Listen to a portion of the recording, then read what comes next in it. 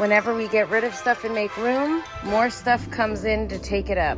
This week, we're working around the house. It's frustrating. Today I'm gonna attempt to repair that hole, that right there. And Kirk takes on one of his most despised projects, drywall. But when it's gotta get done, it's gotta get done.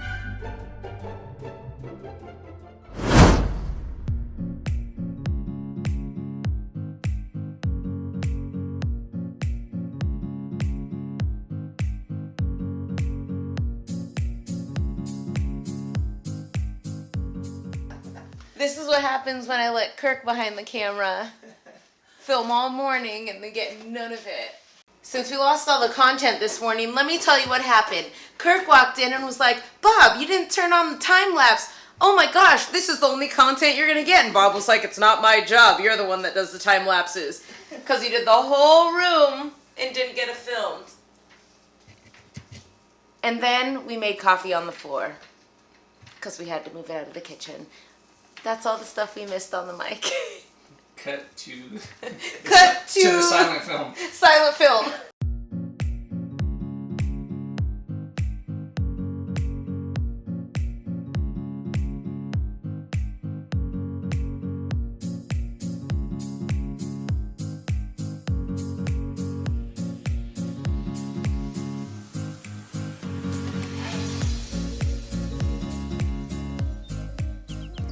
So with Kirk and I both back at work, we have a lot of stuff to kind of get done. So this is gonna be our little office space. So I'm cleaning out this room.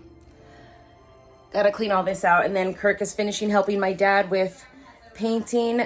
He has to do some electrical things right now. I honestly have no idea what it is that he's trying to do, but he's gonna turn off the power and the internet. So it's the perfect time for me to clean because last night he turned off the internet in the middle of my work. So that was not fun. Here we go.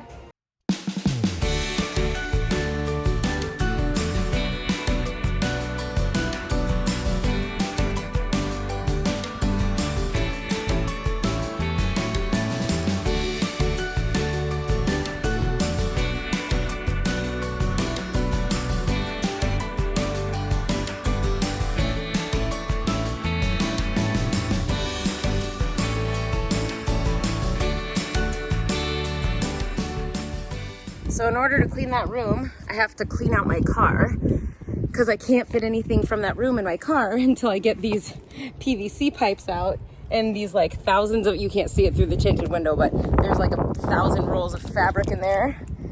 So to clean that out, I have to go to Home Depot and return this PVC and return all this stuff that I bought for work.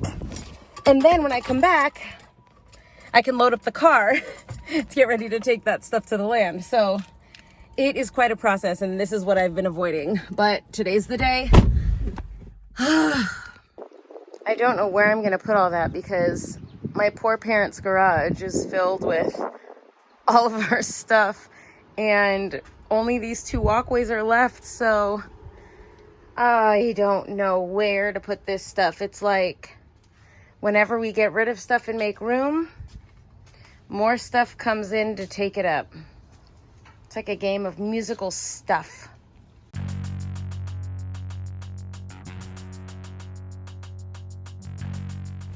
One, I shouldn't have worn this today because it looks like I'm naked, but 2, I'm coming to terms with the pipe dream of being able to keep all of our stuff and understanding that I'm just gonna have to get rid of a lot of things. How many of you knew that before I did? Just really have a hard time downsizing, but there's just no way. Our stuff is now literally everywhere. I don't know what we would do without our families and their willingness to store all of our stuff for so long.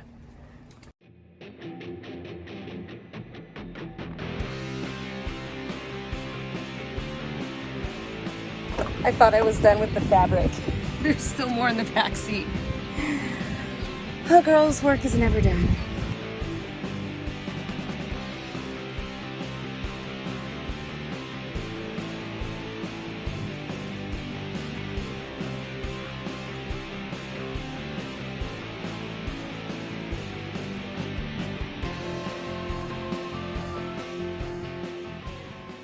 Room is clean, car is packed, hallway's cleared out.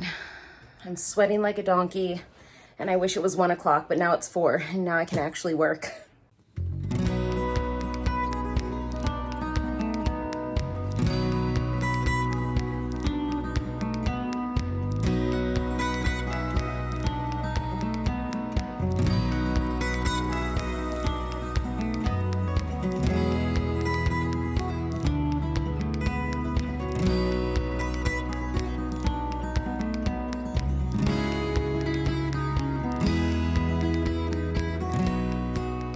Okay, so I installed the new starter and I hooked up the cable, and then I removed the mowing head unit.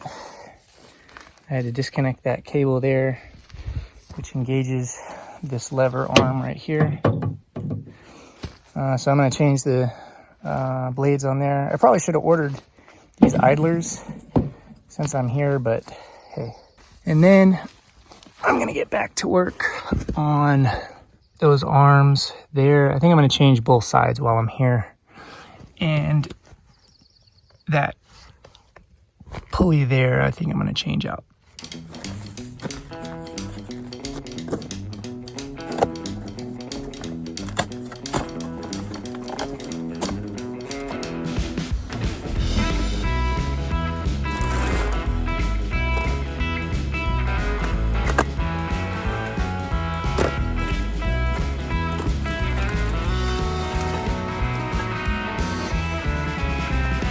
Inch John Deere.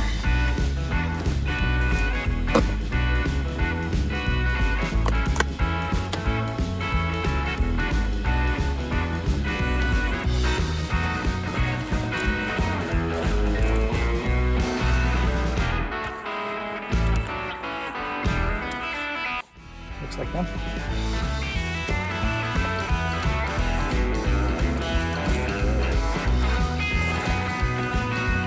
So it looks pretty close to the original.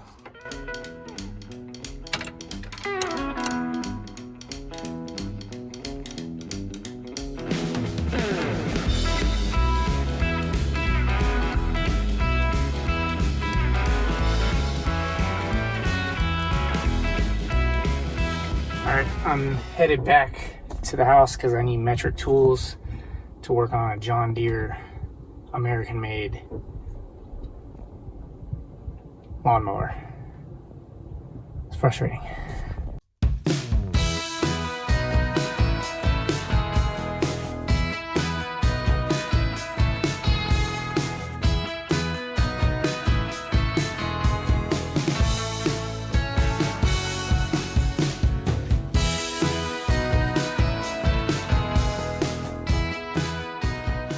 All right, I got the new blades mounted, but the threads were pretty rusty, so I'm gonna clean those up. And I took the steering linkage, the old linkage out, and I'm gonna rebuild basically this whole set. That little pinion, these two little arms, and I'll take the gear off underneath of here. I don't know if you can see it. That gear right there, I'll take that off.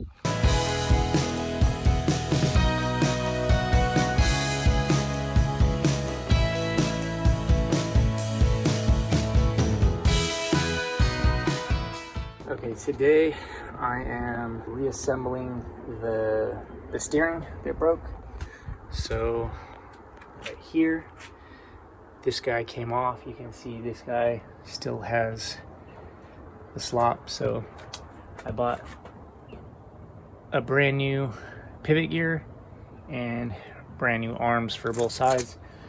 And you can see that there's tons of corrosion on these bolts. When I took them out, it was pretty rough. So I took the opportunity to get this little 6-inch bench grinder and the wire wheel, because I'm gonna need it for this, and then also when I start working on the skid steer as well. I'm sure I'm gonna need that.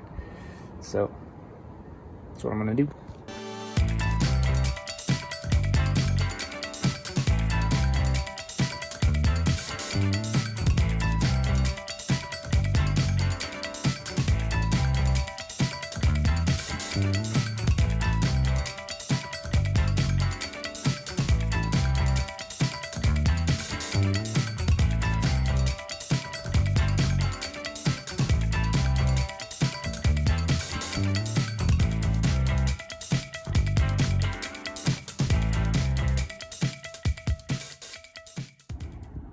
All right, so that's what the after looks like. I just gotta install it. All right, today I'm gonna attempt to repair that hole,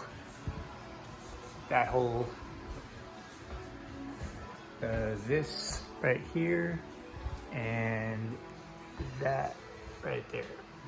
So lots of drywall patching.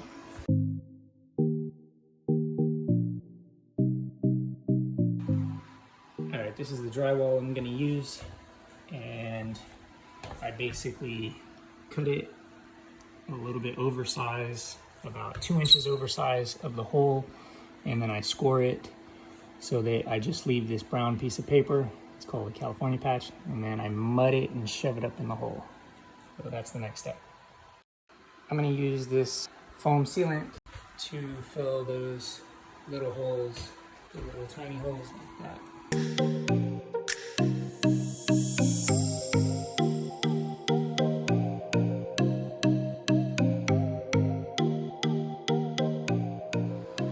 All right, so I'll just trim that with a razor blade. Make sure you wear gloves because that stuff is super sticky.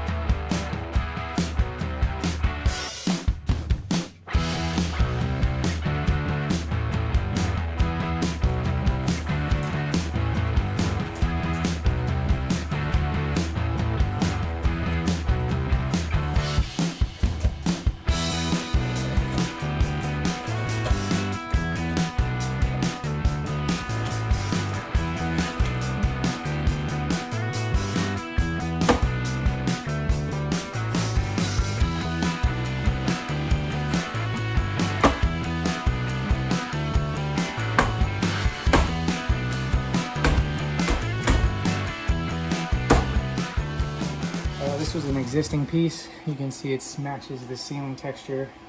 So some of the spots that had thick mud, you can see that layer there is all mud, and then this is the sheetrock. So I kind of messed up this corner, but if I have to, I'll just tape that.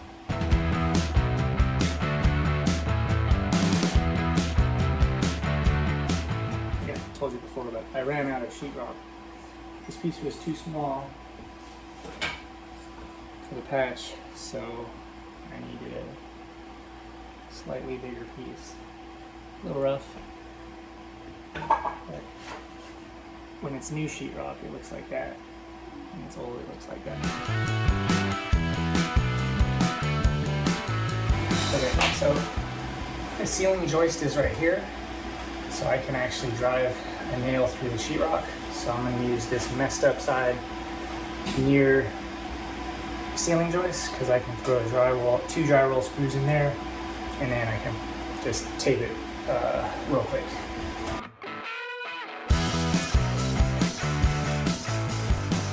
This is all my old scrap plywood from cabinet builds and shelf builds. So I'm just gonna grab a couple pieces of scrap here, and they'll be the blocking for the back. So you can see at one point I cut a hole here with my router because I was going to make this a shelf, and I pocket hole drilled it, but now I'm turning it into scrap blocking.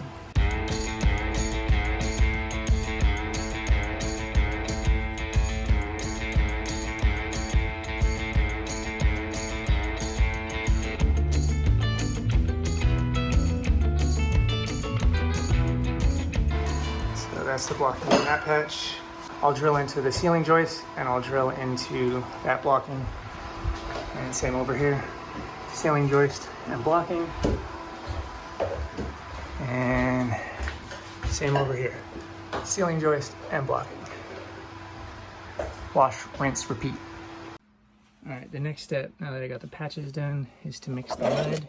So I'll probably mix it in here. I'm gonna use this 20-minute fast set, and yeah, that's probably it. All right, I'm gonna use cold water so that it doesn't set up on me quick. The hot or warm water will make the quick set dry quicker.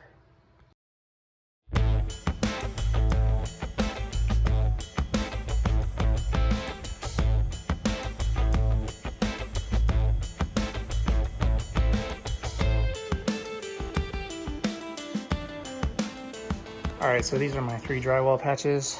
Those are from the new drywall, and that was from the existing. And you got 1, 2, 3 holes to put back. I'm talking about the tools first because once I mix the mud, I'm gonna get right to it. So I'm gonna use my impact drill. I got the drywall screws, and I got this just for little quarter turns. And I will use the mud afterwards, and I'll probably just be using this little 6-inch knife here. I have 10 inchers and I have 12 inchers, but these are small little patches, so I'll probably use this guy. All right, so I got the water inside of the little bucket, and now I'm gonna sprinkle in the quickset powder and just keep mixing it until it's a soupy consistency. I had an ice cube in here that melted, so it's fairly cool. It should help.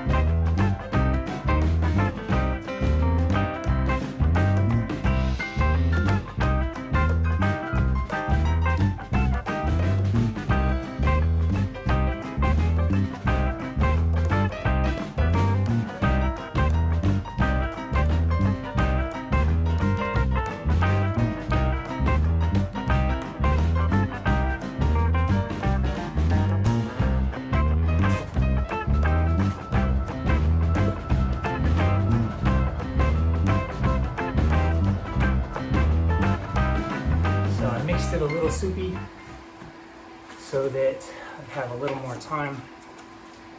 But basically what I'm gonna do is I'm gonna put mud on the drywall paper here.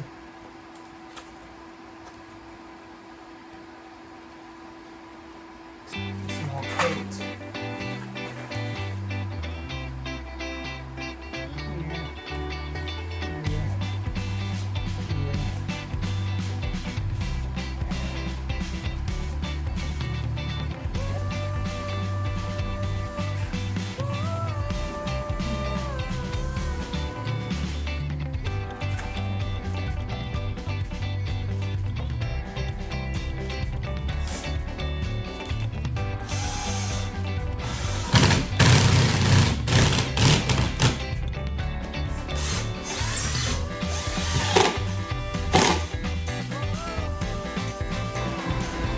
Apron to the mud.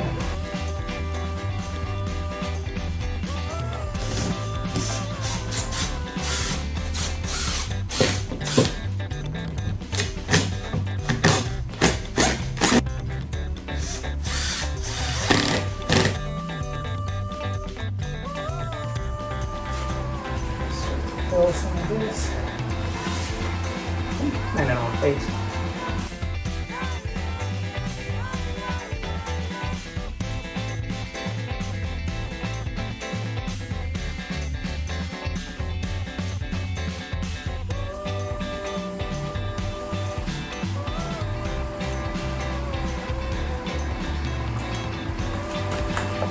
All right, next one.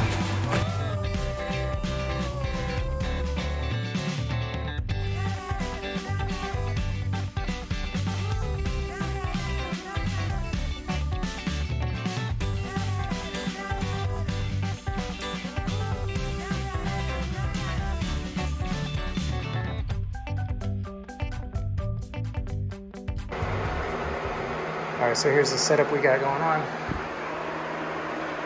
Ventilation on that patch. That's the first coat. And ventilation on that patch. That's the second coat. Those ones were pretty rough. And this one's doing pretty well for the second coat. Thanks for joining us. Don't forget to like and subscribe. And join us on Patreon. Now we have to, are we gonna recreate it? Mike's on that. This is what happens when I let Kirk behind the camera film all morning and they get none of it.